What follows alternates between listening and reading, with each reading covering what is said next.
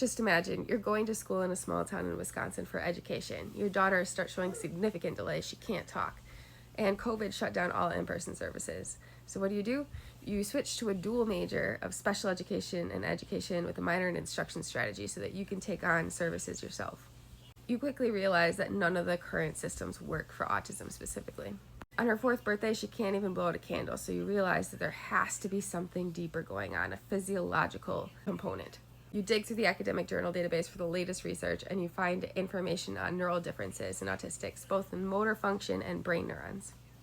So you take a look at all the latest research on neural development and neuroplasticity, and you come up with a unique framework utilizing teaching pedagogy, because that's your area of expertise. And neuroplasticity through new learning experiences and targeted exercises is what forms those connections in the brain.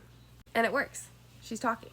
You share your story on social media hoping that you can help more kids, and people start asking how her nonverbality and inability to speak relates to her autism.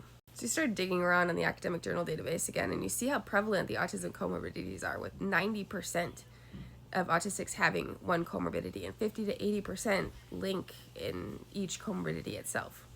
And you're like, this cannot happen for no reason. There has to be a joint root cause at this point. So you go to the internet again and you beg for help. You're like, hey, academia, please help me. There are too many disciplines for me to cover by myself. They say, nope, you're on your own. So what do?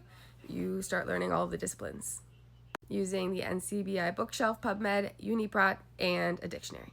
You end up seeing research that explains exactly why that neuroplasticity was so effective in your daughter, leading to the potential pathology of autism and the comorbidities and how it's linked to the same biochemical pathway. So what do you do with this information? You physically walk into the Weizmann Center, the closest autism research center. You tell them what you got and you set up a meeting with the director, where she then tells you that they don't have biochemistry experts who can help. So what do you do then? You create a business, expand your social media, and begin making websites, publishing books and articles on ResearchGate, creating a living documentary protecting everything under compilation copyright, and sharing your work with open access and a timestamp to protect yourself as the originator. Not many people specialize in BH4, so you're quickly invalidated, and you had to find a way how to cut through to it so that people will hear you. So you put your education degrees and your initial major of graphic design to good use, and you start making infographics and visuals to break things down into building blocks so that people can understand the content.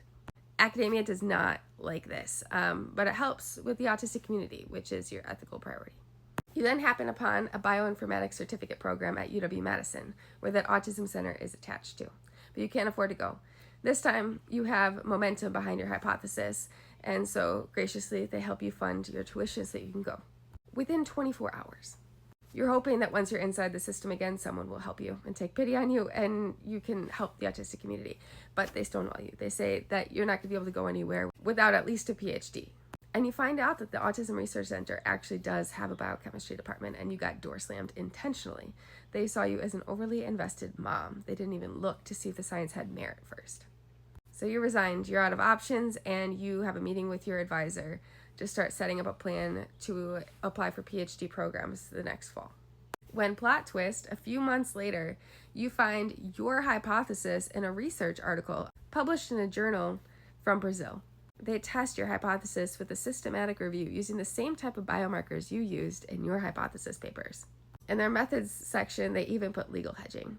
They never registered online in the planning stages, so it increases the chances of an unplanned duplication, validating your hypothesis, but erasing the originator. But you've been keeping a living documentary the entire time.